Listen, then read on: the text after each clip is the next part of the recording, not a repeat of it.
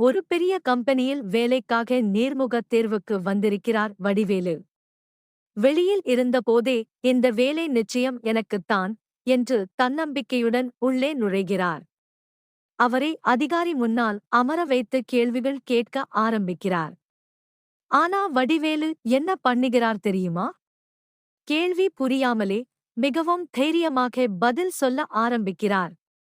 உங்களுடைய அனுபவம் என்ன என்று கேட்டதும், எனக்கு எல்லாத்திலும் அனுபவம் இருக்கு என்று பெருமையாக சொல்லி கை காட்டி விளக்க ஆரம்பிக்கிறார். அவருடைய முகபாவனையும் பேசும் ஸ்டைலும் பார்த்த அதிகாரி குழப்பமா ஆகிறார். ஒரு கேள்விக்கு ஒரு பதில் சொல்லாமல் வேற லெவல் காமெடி பண்ணிக்கிட்டே இருக்கிறார் வடிவேலு. ஆபீஸ்ல இருந்தவர்கள் எல்லாரும் சிரிப்பை அடக்கிக்கிட்டு பார்த்து கொண்டிருக்கிறார்கள்.